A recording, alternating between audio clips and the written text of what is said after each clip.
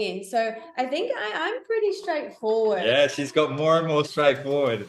As she goes now, she'll just say it. I'm like, you know what I mean? hey guys, like, you want to come play? Yeah. I can tell whenever she's about to do it because she gets all like cute and girly. And she's working it. She's okay, you know.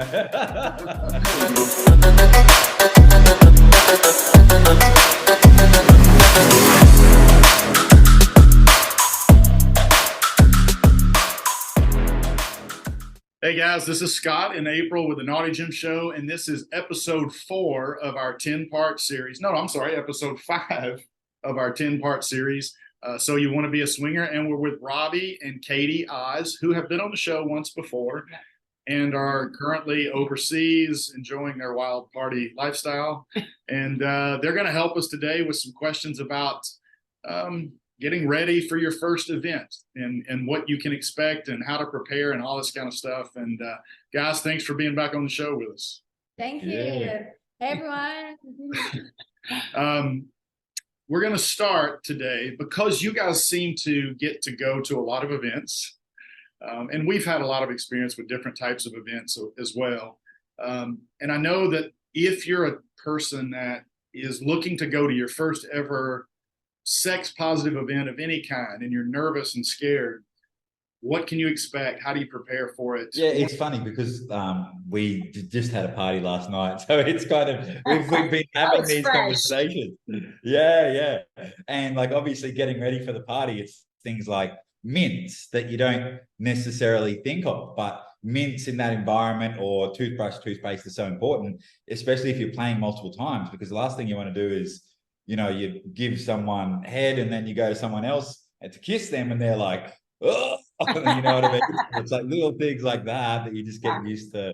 Oh, I've done that. I'll go, you know, keep a mint. You got any? Not have any expectations. Just be open-minded and not think of, okay, I'm going to do X, Y, Z or ABC is going to happen, and just be open-minded about it and allow for experiences to come in that you thought of that might not have happened. Yeah, I think that's a good one, because if people go in with all of these expectations and maybe only one of them happens or none of them, a lot of times that can be discouraging to go to any other events. Totally. I think sometimes people make the mistake of thinking, oh, I'm going to this event where people could potentially be having sex, therefore I'm going to get to have sex with somebody. And right. It doesn't necessarily work that way. I mean, you didn't just go to the club when you were 18 and walk out with whoever you wanted to. You got to meet people, form a connection. Just kidding. Form those connections. And so, it's good to go in expecting nothing. But what types of things are there things that you should bring other than just mints? Yeah, like, do you have a go bag when you go to events? And what would be in that? Yeah, so look, a lot of events that we've done, we've been hosting. So we've had like lots of stuff, you know what I mean? We've got like a few suitcases that we bring for kind of everyone. So, but yeah, like at a lot of events we did, every room kind of had everything set up, including showers, towels, new sheets, stuff like that. So as far as actual taking toys, Katy always loves to have some toys. Yeah, toys is a good one. And like you say, a change of clothes could be nice, because you often always wear your lingerie under your, like, you normally arrive with your lingerie, like your dress and your high heels on, or your nice outfit. But as the night goes on, you don't want to keep putting your nice dress and your shoes back on. So even just having chill clothes, so like gym t-shirt to chuck on towards the end of the night. You're comfy then as well. You don't think you have to properly dress up back again. So in the spare pair of comfy clothes. I don't think there's not too many things to pack in. I guess depends what it is, whether it's a house party or whatever, and what the host is supplying, I guess. Right. Also condoms, especially if you have a certain size that you have to wear, or, because a lot of times we've been to parties and they only have, either generic or like the same size, and not every man is the same size. So if you have a specific type of condom, or for women, like if you have a latex allergy or something and you need a certain type of condom, then make sure that you bring that type of condom. And some of these places will have hot tubs or pools or things like that. So you may need to bring a bathing suit, towels to dry off with. If they don't, yeah, you may not need a bathing suit. And that's why we've got a jacuzzi, but we never tell anyone to bring anything. Oh, we're just gonna have to go naked. Oh. All right. Anything else that people should be aware of to kind of bring and have themselves ready before they get to an event?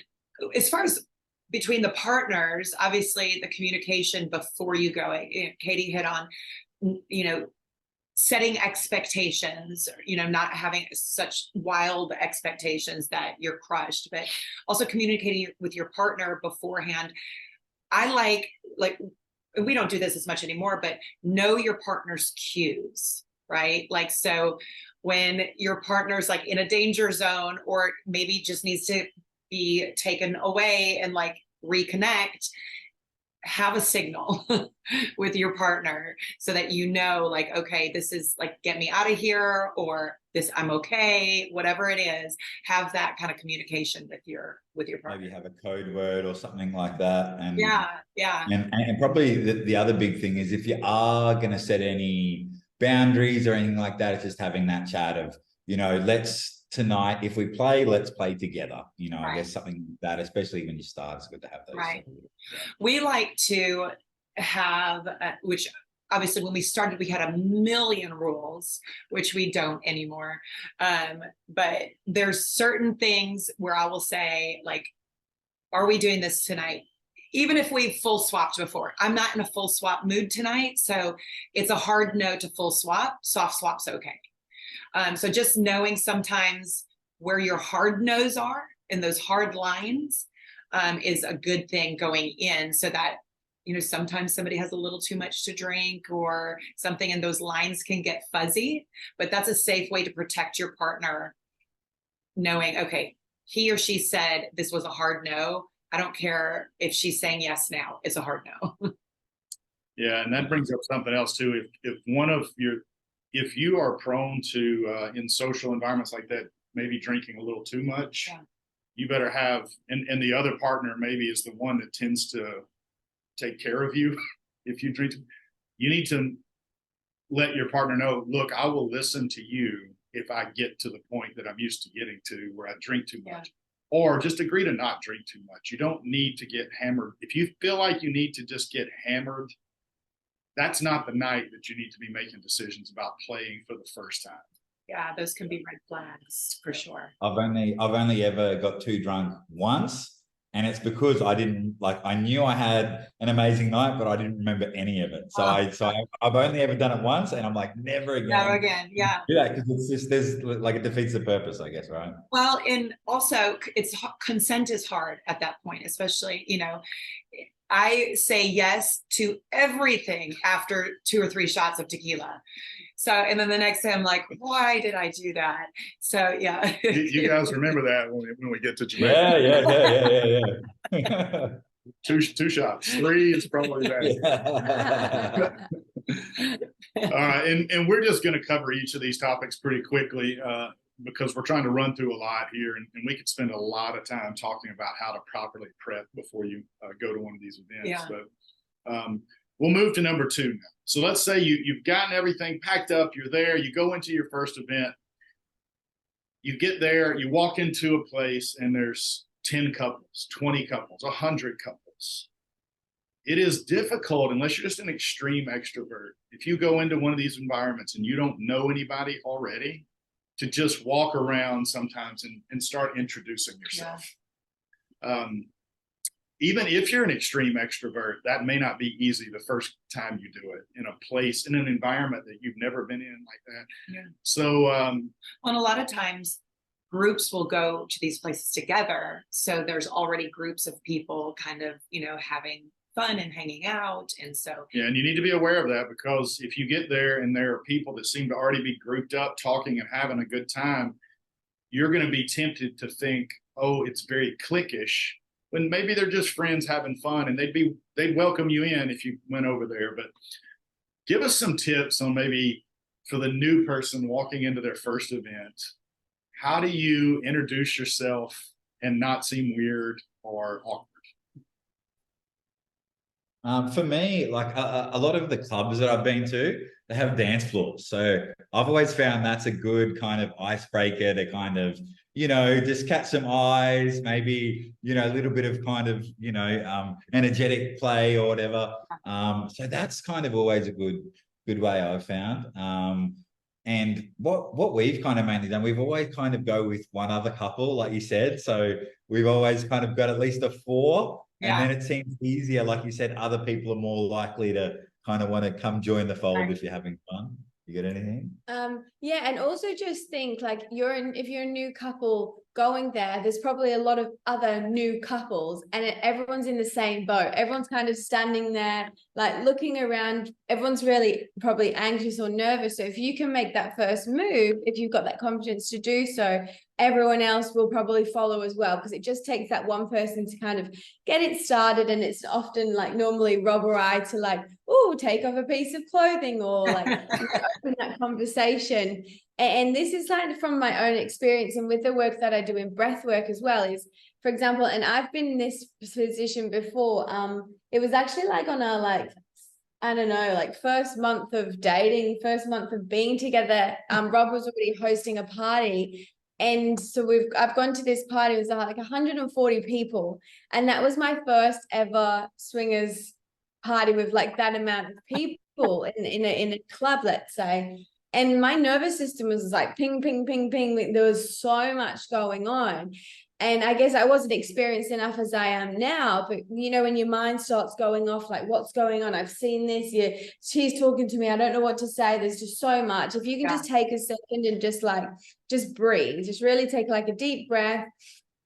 Hold your partner's hand, feel that connection, and just be present in your body and be like, oh, okay, like turn it into curiosity, like who am I going to meet tonight? Maybe that's going to be someone I'm not even going to sexually exchange with, but I'm just going to make a new friend, or I'm going to meet a new couple that we might meet next week. Like turn it into curiosity rather than sitting in that like, oh, I'm scared, I'm anxious kind of thing. Right. That's so good. Because I know I do that. Like people tend to shallow breathe when they're anxious and then they kind of clam up, and you're going to put out that energy.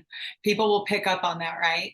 But just remembering that most of the people there are in the same shoes that you're in, and asking, have you ever been here before? Or, how long? That's a great first question. That's one of our favorite things to do, is just find out what people's stories are. And it doesn't necessarily have to be a romantic, or there doesn't have to be chemistry, but now you're making a new friend and expanding your network of people. So yeah, most of the events we go to now, we already know people there. We've been in this long enough now that we usually know somebody. But when we were brand new, sometimes it's just as simple as just have the courage to walk up to somebody and say, hi, I'm Scott. I wanted to introduce myself. That is all it usually takes to get you into a conversation. Just smile and say, hi, my name is whatever your name is. Yeah. I'd like to introduce myself. They'll introduce themselves. You introduce your partner, and then you're in a conversation. And usually those people will be so thankful you walked up. If you find 2 people who aren't in a conversation and you just strike up the conversation with them, they're going to be thankful. Now you're in your first conversation of the night, and you're off and running. Yeah. But sometimes you just have to be the first one to make that move. Yeah. Right. And sometimes it's fun to just be intentionally awkward.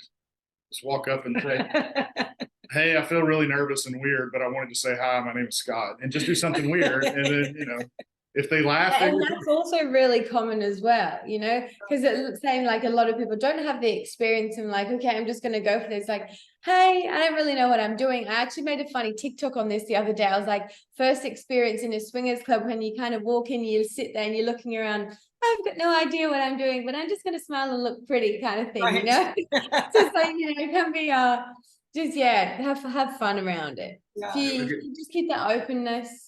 We got a friend that says he likes to walk up to groups of people that are in an obvious conversation and he knows none of them, and walks up and says, his name's not Scott. He says, hi, my name is Scott. What are y'all talking about? He said it works every time. All right. So you're going to have to be the first one to break the ice a lot of times if you don't know anybody there, or at least that's going to help your party night or event night. go a lot better. All right, number 3. Let's say you're in this first conversation and you're interested. How do you know if they are? What are some cues that you can start to pick up that people are either interested in you or maybe not interested in you? Yeah. What are some of those social and physical cues? Yeah, we literally had this conversation this morning. So last night there was 3 couples plus us, so 4 couples, and no one had ever played before. So it was like together in that group. But it was really good because everyone is kind of similar. So we did end up on the bed together, and there was asking. It was like, oh, am I okay to touch you? You know, la la la, stuff like that.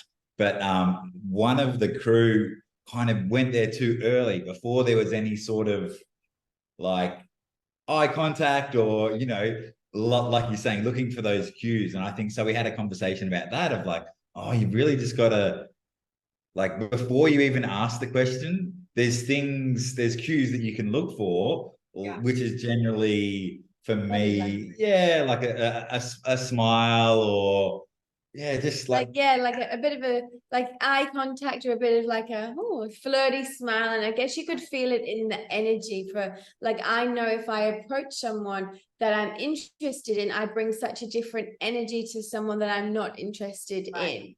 Right. And I can feel the difference within myself. So I'm guessing, you know, other people that I interact with would as well. Right.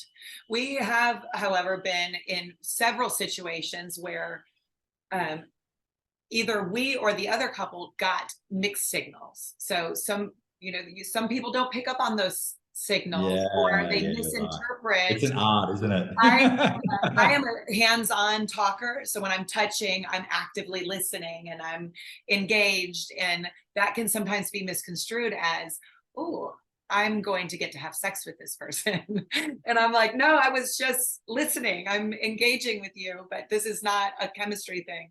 And so that can sometimes be difficult then, because then you have to use your voice and say, no, I'm sorry, I'm not interested.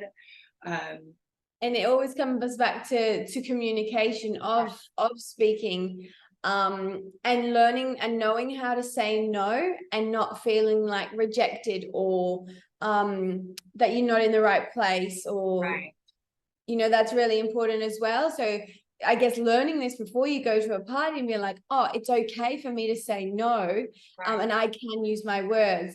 I remember on that first party, Rob and I were together, and then there was this a very experienced woman came over to me and was, you know, touching me and being very forward with me, and Rob kind of just got up and went to the side and stood there, and I'm kind of like started freezing. I'm like, I don't know what I'm doing right here. He's just left me. I don't know what to do. And because I guess I was inexperienced, and she was touching me and really, you know, very, very forward.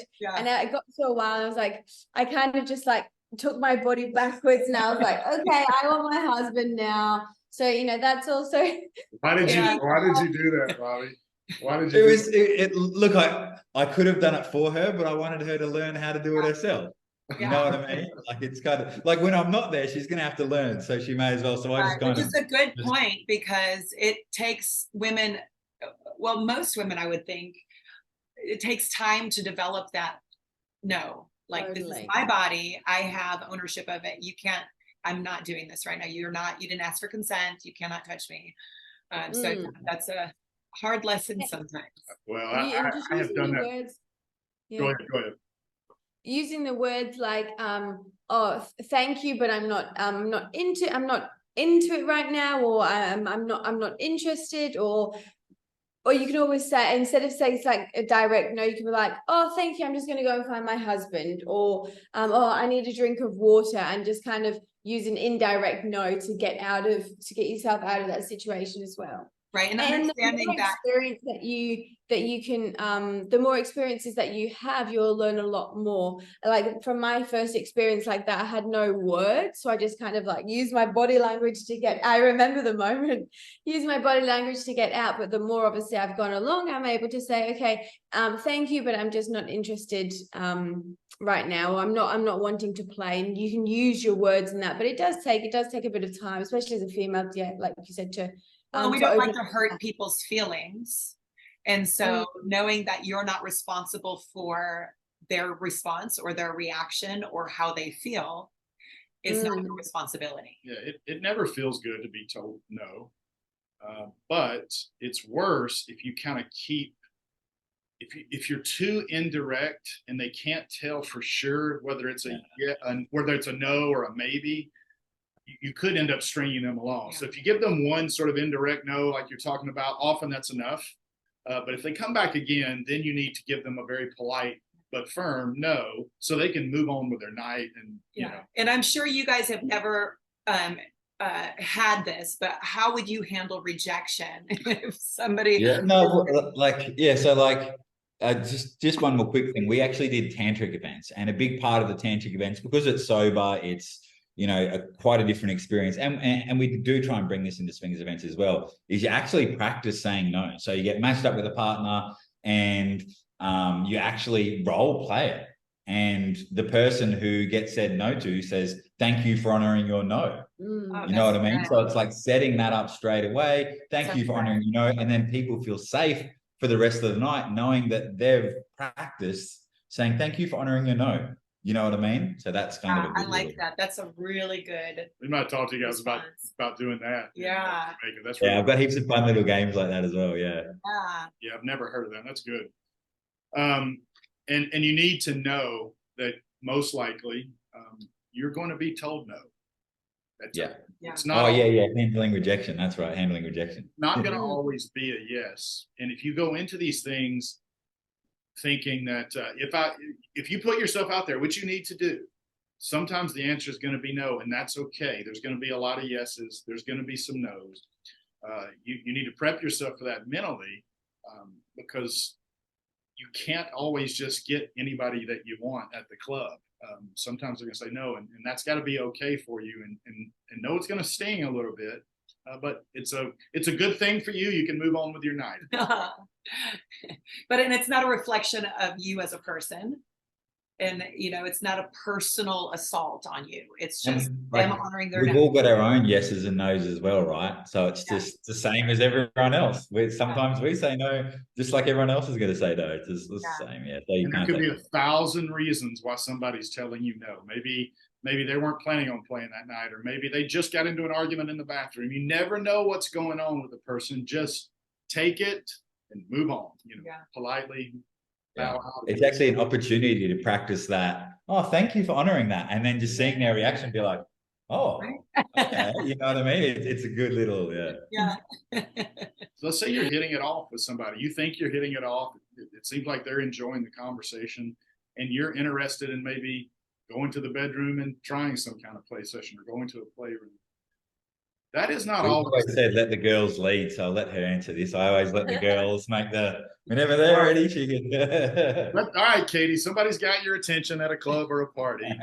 How are you going to smoothly transition into the next level? Yeah, I think like what just come to me is that there's two ways that you could go about it. So for example, at the start of the night, when you're doing the socializing and interacting, that is a great moment to notice who you do interact with. So then later down the track, when you see that couple, maybe they're already in play or about to go to, then you've had an interaction with them, and then you can join them. So kind of doing it that way. Or like you said, okay, we're here, we've just met a couple, and going in. So I think I'm pretty straightforward. Yeah, she's got more and more straightforward. As she goes now, she'll just say it. I'm like, hey guys, like, you want to come play? Yeah. Or maybe there's be something in the conversation that might spark something. So for example, saying massage is a great one. This is Rob's great one of massage. Like, oh, I love receiving a foot massage, or I love to give a massage, and like using that to roll on with. Or oh, should we go and have a look who's in the other room, or let's go and see what's going on here, and just kind of bring them along if you're feeling that confidence with it. But you know, it is a swingers party, swingers club. Everyone's there for the more or less same thing at the end of the day, so at least you know everyone's open to it. And obviously if they say no, they say no, and that's totally fine. I can tell whenever she's about to do it, because she gets all like cute and girly. And she's working it. She's like, you know, she's about to hit on that girl. The longer you're in this, the easier that stuff gets, the better you get at it, you know. But sometimes when you're first starting out, it may just be an awkward initial ask, but it can just be simple to say, hey, look, guys, I don't know if this is the right time to ask, but we're really enjoying the conversation and hitting it off with you guys. Do you think you have any interest in playing tonight? And maybe that doesn't sound super smooth, but it gets it out there. You've now said it, and the ball's in their court, and they can respond. I also like to have the conversation, like if it's a 4-way play, I want to know, like, what do you guys like? What are you into? What are your hard no's? You know, and so we can get all the expectations out on the table, know what everybody likes, doesn't like, before we play, so that we're not in the middle of something and someone go, oh, no. You know, we all kind of. Well, it's a critical conversation to have. I mean, unless you already know the people and have played with them before and know some of this information, if you don't have that conversation, you are walking into a field of landmines. Well, and you don't want to give somebody a blowjob that doesn't like it. Who is that? Right? Like, if they don't like that, you don't want to be like spending time doing that. I want to know what you like, what turns you on. Wait a minute. Have you ever had a guy say, stop, I don't like No, those? someone just told us that they didn't like blowjobs. I can't say who. Yeah. I was like, what?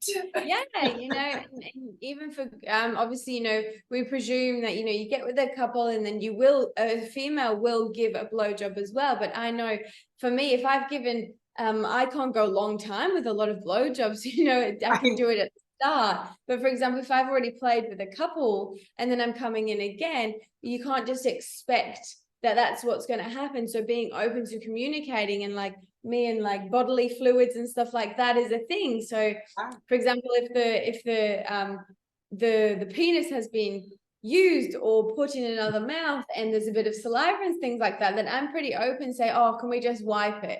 Right. And okay, like I'm owning where I'm at, and at the end of the day, you know, it is just hygiene for the male or for other people as well. But it also having that conversation also helps you know what you like as well, and you might not even know what you like or what you don't until you experience it. You can try it, like, oh yeah, I don't really like that, I prefer this. Right. Yeah, and you can do that in the middle of play. You know, you might like something with one person, and then you get into play situation and the person that you're with it's not working, and you can say, oh, well, you know, this isn't feeling good, or let's try something else. Well, a lot of times people come into these situations and maybe they've been married 15 years and this is their first time experimenting with consensual non-monogamy. Well, they are very used to their partner and their partner's very used to them, and they know each other's buttons, and they don't have to communicate that stuff before sex, and they've been doing it for 15 years. And maybe you've forgotten that that's not how it works out in the wild. This other new person knows nothing about you. And if you just try to, let's just go play and hope it goes, it may be awful because that person doesn't know what you want. You haven't communicated it to them. You're going to leave thinking, oh, was a terrible idea. And often it's just you didn't express your wants and desires or have that initial conversation before the playroom about, here's our limits, here's what we like, here's what we don't like. And you need to be fairly thorough with that conversation to avoid as much awkwardness as possible once you get in the bedroom. And ask questions. For example, if you are giving oral, say, oh, do you like it fast or do you like it slow? Yeah. And, you know, being open to asking those questions, and also the person responding, it also gives them a chance for, oh, do I like it? They'll ask themselves, do I like it slow or do I like it fast? Like, what do I actually like? Yeah. And knowing what you like as well. And like, oh yeah, for example, with a girl, I can ask her if she prefers like more external or more internal, and knowing, just asking questions is a great one. Yeah. Well, this is, and Robbie, I'm sure this is part of what you do with guys too, as far as coaching. That is critical, because that was the next question we were getting to, is how to make sure you're a great play partner. But you do have to ask questions when it's somebody new, and it's not, you can do it without being awkward, and they're going to appreciate it when you ask those questions. So how does a guy who, a lot of times the male testosterone has us full of ego, and we think, oh, I know how to pleasure a woman, but I can assure you they're all different. Yes. So how does a guy have that conversation with a potential play partner, assuming it's a girl, and ask the right questions to make sure that they're going to be a good partner in bed? Yeah, look, I still remember the first moment that my ego got completely crushed. I was like, oh, I know what I'm doing. I know all these techniques. And I put my finger inside, and, she's like, just do this. And I was like, what do you? And she's like, just do this. And it was like this. And she started going wild. And it was like, she had the most, I was like, it was that moment of like, I'd rather give her exactly what she wants than her suffer through me half doing it for a little bit and then not, and then lose it. And you know what I mean? So it was kind of like, if you're going to give me the cheat code, I'm going to use it. You know what I mean? Yes. Yeah. So as far as what to ask, I think like Katy just said, it's just get a little bit curious of like, oh, do you like that? Or something I love, this is what I always do, is I'll try and get the girl to masturbate in front of me so I can see. And generally that'll give you exact tips. The speed they like to go, are they full over the clit? Are they just, it's like I watch and pretty much recreate what they do because that's what they like. So that's kind of, and then like you said, during, is this right? How's that for pressure? Stuff like that. That's a fantastic idea, watching them masturbate. Yeah. I know that there's a lot of couples that we've talked to that have not even watched each other masturbate before.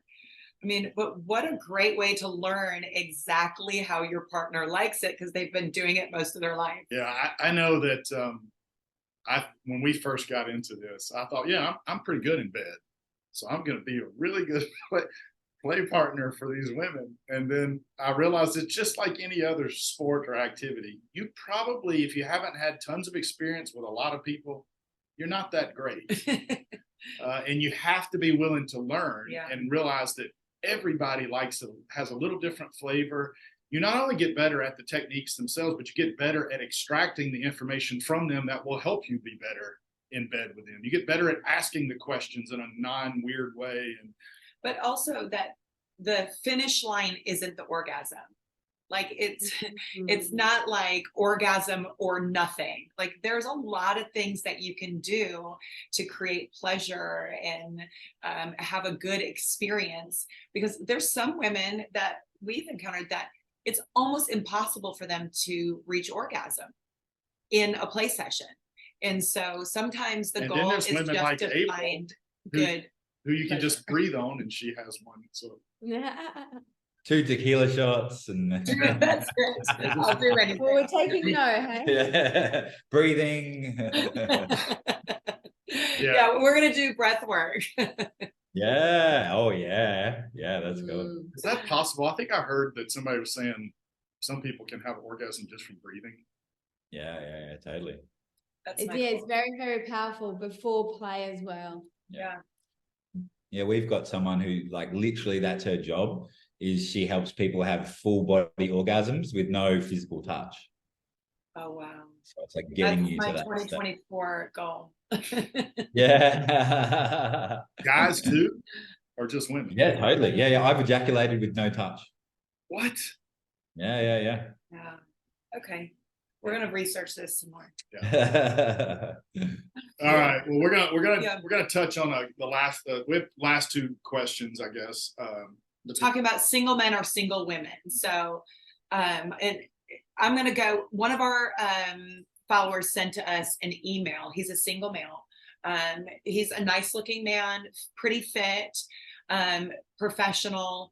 He's had a few relationships with women that were non-monogamous. He ultimately would like to be in a relationship with a woman who is into non-monogamy in an open relationship. He's having a really difficult time finding somebody. So he's been on some dating sites, he's been catfished or ghosted a couple times, and he's kind of getting discouraged, I think. So what would your advice be for someone like that? It's kind of, I think a lot of it is the people you surround yourself with, you know what I mean?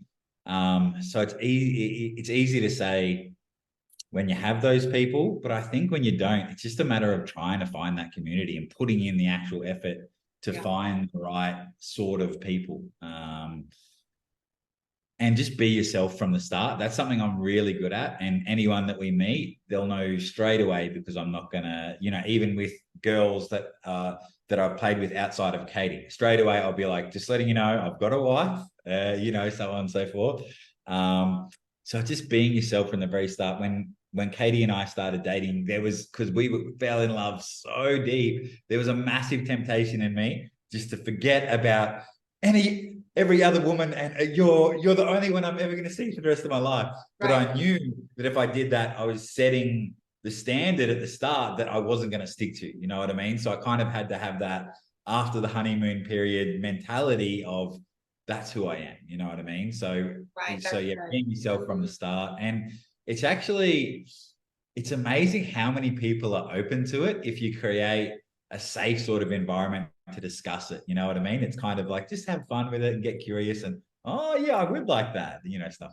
Yeah. Well, we really thought when we first got into lifestyle that a lot of people come into this going, oh, I want a threesome, but we want it with another one, right? And we thought that's what everybody wanted starting out. I'm not so sure that the longer we've been in it, there might be a bigger percentage of people that actually want a threesome with another guy.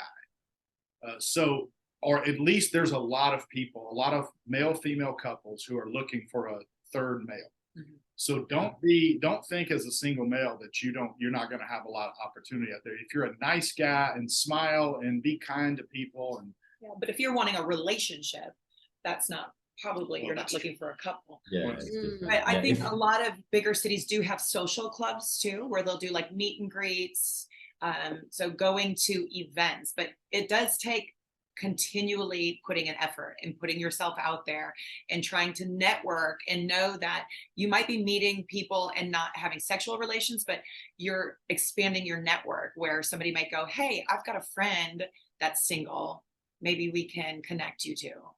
It's a lot harder to take someone that has a fully monogamous mindset and like shape them into the type of person. Like could take a long time, you know what I mean? Whereas if you can find someone that's already kind of open-minded, that's a lot of the battle kind of already won. Right. And if you're a bull, which is like just a single male in the scene, which I have been, it's just being a good team player. That's honestly what it's all about. You know, kind of like not overstepping, and just when you need me, I'm here, or, you know, like I said, just being a good person. And so that may be another thing that you could touch on real quick, how to be like, if you are a bull, you know, single man going to the clubs looking to hook up, what is some etiquette that you may want to follow? Yeah, it's funny. I always connected with the male.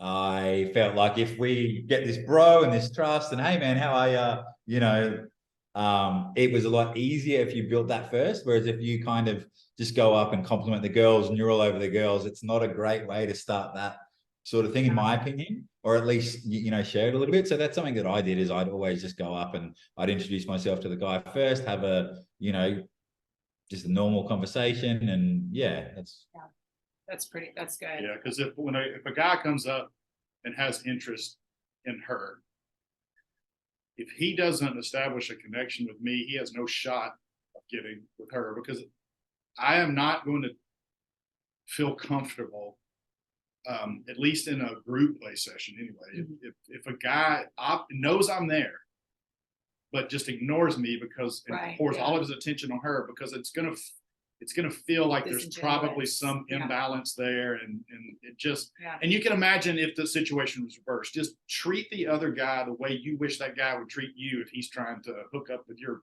wife. Yeah, I think that goes for women too. So single women. I've not been a single woman in that environment. I think that would be amazing, but not just kidding. But what I would go to the woman first, and try to build a rapport with her and make sure that we felt a connection, because as somebody who's in a relationship, that's what I would want. I would want the woman to come to me, form a connection, even if it's not a bisexual connection. If she wants to have sex with my husband, I need to like her. There has to be some likability factor. Katy, have you ever been in that situation where you were the single female at a party, or you've only been in it since you and Robbie? Yeah, she was. No, yeah, before being the hot wife, I was the single unicorn, and it's a completely different kettle of fish. It's a completely different ball game. And so when I was a single female, I would have the experience, and I would leave.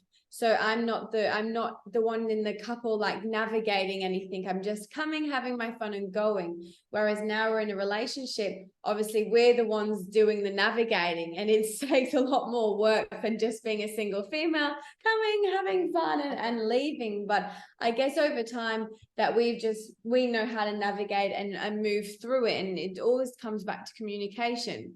But something I just want to touch on there in the swingers world, as we're talking a lot of the experiences that we're talking about now are when you're doing it with another couple, or we're touching on male, female. But then within your couple, some couples, like for example, the guy will play more than the female, or the female will play more than the male, or they'll prefer to play separately. And so just acknowledge for newbies that whatever suits your relationship can work. It doesn't have to be always together. It can look differently. For example, you can go with your partner to a party, but end up playing separately rather than together. And just acknowledging that could be a possibility for you opens you up as well. Because I remember at the start for us, we would always want to play together, but you'd maybe meet a couple and I wasn't into the guy or he wasn't into the girl, and you're just putting maybe more limits on yourself. Whereas if you can open and be like, oh, look, I really like this couple, but he wasn't into them that much, then I could go and have an experience with this couple by myself. And then that's still okay, rather than having to do it all together. Just having that opportunity definitely helped us as we've gone along. Yeah, that's good. Robbie, did you ever have a problem with that situation if she went off and played with somebody without you? No, look, maybe at the very start when I was a teenager, I might have, but definitely not with Katy. I've kind of, if anything, I've encouraged her. I'm like, oh, yeah, you go. I'll just watch. I'm happy to just chill. And it's actually been really beautiful seeing her journey within that, to the point where, she can come down and just kind of ask for what she wants now. And yeah, it's nice. She's, gone on dates by herself, and yeah, it's really beautiful that we're at that point where we're open, because I just genuinely want to see her happy. So I'm pretty lucky that that's my outlook. We're always going to have each other's back, which we know, but as far as her playing and me not, yeah, it's fine. Katy, do you feel the same about him playing separate? Yeah, I think because at the start of our relationship, Rob always did it for work, so I got used to it very quick. And as we've gone along, like obviously things do come up now and then, and we've gone through stages of doing it separately together with a guy, with a girl. We've kind of danced in all the waters to be in a space where we are like, yeah, it's okay. Now for whatever we communicate about. But I guess you did touch on something before, that if about the connection with the guy or the girl. So I'm noticing if a girl approaches us and I like her or I'm into her, then it'll flow more smoothly between us rather than me not being into her. So if I'm not into her, I'm totally fine with her and Rob to play together. I don't need to watch. I don't have that desire to watch. I don't have the desire to be present. I mean, I'm just happily do my own thing and he can have fun. Or whereas it's a girl that I'm actually into, yeah, I could watch or be involved as well. So that definitely makes a difference on that. Yeah. So you don't have to be involved, or you don't have to like everyone that your partner plays with. Obviously, it is nice to have that communication. Yeah, this is my wife. Oh, hey, or my husband. Is this okay? And communicate that way. Right. Yeah. Do you guys have a preferred, like, what is the dream scenario for you? I know you've done a little bit of all of it, it sounds like. Yeah. You can just dial it up. What would it be? Yeah, we've circled back to doing it together. Funnily enough, we tried all the apart, we tried all that, and we've circled back to our favorite experiences have been doing it together. Yeah. And I guess just getting more and more comfortable in those situations to not always have to, be involved or whatever. You can kind of flow in and out, and but yeah, it's worth. Yeah, do you agree? Yeah, and we definitely, so a lot of the experiences we had at the start, like whether it was a foursome or a threesome, everyone was interacting constantly. And I think like it got a little bit too much for me. So as I was going along, and then I'm thinking if we were another girl, the three of us were all interacting. But then if we were the guy, there'll be moments that Rob wasn't interacting with the male, and that came like brought attention to myself. I'm like, oh, I don't have to interact all the time. Yeah. And so I felt like I had to be doing something. So we've then had experiences with girls that it can just be those who physically interacting. I'm just kind of sitting here playing with myself or watching and not physically involved in a position at that time. And that's actually really helped us a lot, because I felt I was putting myself into these positions just to do it, just to be engaged. But it's so much more freeing, and I find it healthier that I can just be for a little bit, have a bit of a rest, watch them have fun, and then come to engage when I'm ready again, or maybe just me and the female, and just switch within that rather than all being in one position at the same time for the whole period. Yeah, and that's beautiful. That it should evolve as a couple, because you can try different things and you're never going to be pigeonholed into like, oh, you did full swap, now you are forever full swap. Like you separate date, now you only separate date. You can go back to what you love and figure out that maybe this didn't work as well, or maybe there's a season where this works and now it doesn't work anymore. And so it's kind of a choose your own adventure all the time. Yeah. Literally. And that's where it comes to, not having expectations and knowing what your partner likes and desires. So Rob loves the group stuff. So he will have 20 people on a bed. Like that's his Big bed. That's his thing. But my preference is like probably maximum 4. I probably, tap it up to 6 a little bit, but that's like still pushing it. Like, I mean, all interacting at once. I can be in a room of 20 people, but not all interacting, where he would be interacting with everyone. And so having that balance between it, and for that, within that, we were in a party and there was lots of people involved. However, I kind of had my back to the group and I was just looking at Rob, whereas Rob was kind of looking at the group. So he was having his interactions with everyone else around me, but I was just towards him. And that actually, like in that moment, that it was perfect. That worked well for us because we had the best of both worlds. And just finding balance between it. For example, if you're in a party, and for example, what I would enjoy is smaller ones, just have that time. It's like, okay, we're going to experience this more, and just have that balance between what each other likes as well. Yeah, I love to, especially if like it's a foursome, well, it really doesn't matter the size. I like to take a few minutes during any play session and back away and just watch her with whoever we're with, because when I'm involved while I'm having fun, it's not as easy to watch and enjoy watching her experience. But I can't concentrate on it. But if I'll take a time out, or a water break or whatever, and just sit back, or maybe there's a chair next to the bed or something, and just let her be the center of attention, it's beautiful to watch her get to play without me and feel free to do that, and me get to I can experience her pleasure a little bit more when I can really take it all in because I'm not involved. So I always like to try and do that if the moment presents itself in the play session.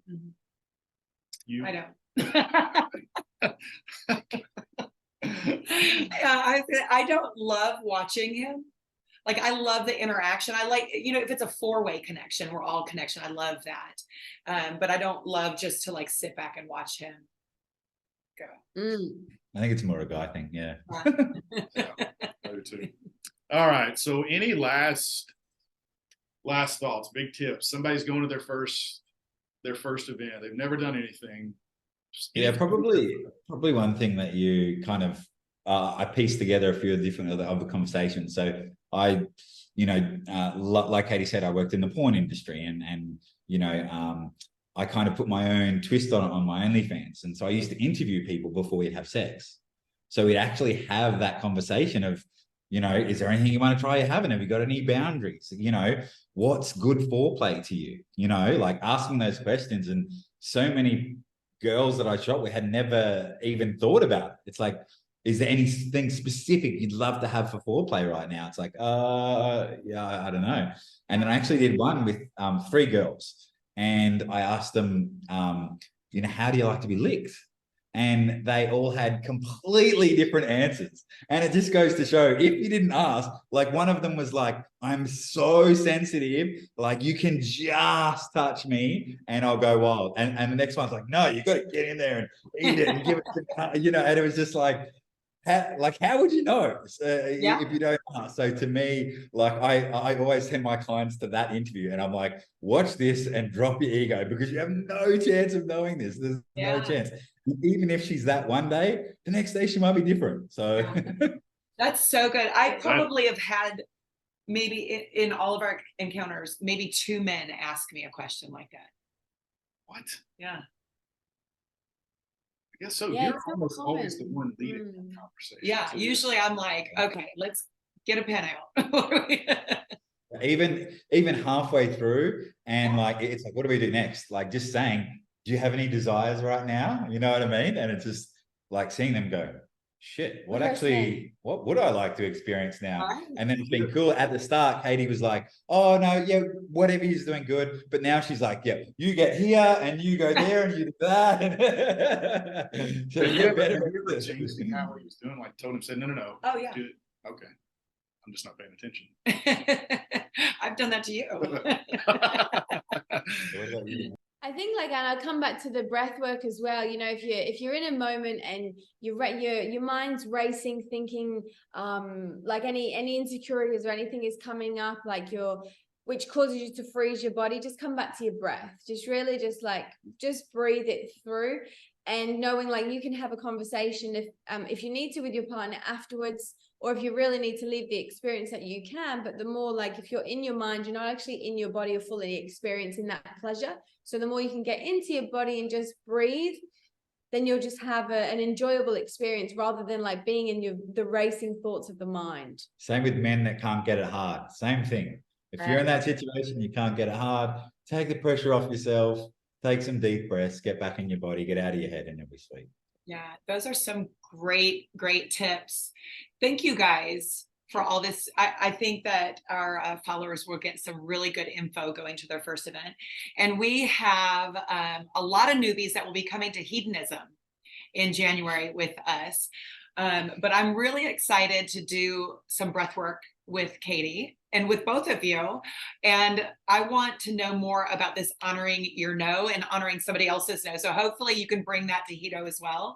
And some of our guests can learn that. I think that would be an invaluable lesson for anybody in the lifestyle, is honoring your own no, but also honoring somebody else's no. That's fantastic. And I think so maybe at the nude pool at one of the big parties, we get the microphone out and you actually pull women or maybe men up there and do that interview of the things they like. Yeah. Just to give people a live understanding of how different people can be and why it's so important to ask those questions. That could be a great thing to do. Yeah. And also the people that I ask, everyone will know. So they'll be Here's your easy pass. Give everybody little notebooks. Get in the line over here for the. All right, well, guys, we really appreciate it. We look forward to meeting you and hanging out in Jamaica and having a good time. Can you tell everybody where they can find you? Sure. It's Katy Fit everywhere, as Twitter, Instagram, TikTok, and my website, itskatyfit.com.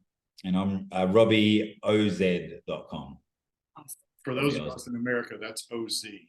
not Zed. Oh, OZ. Yeah, okay. Zed. Yeah, I get it. They wouldn't know what I that didn't meant. say Aussie. Yeah, cool.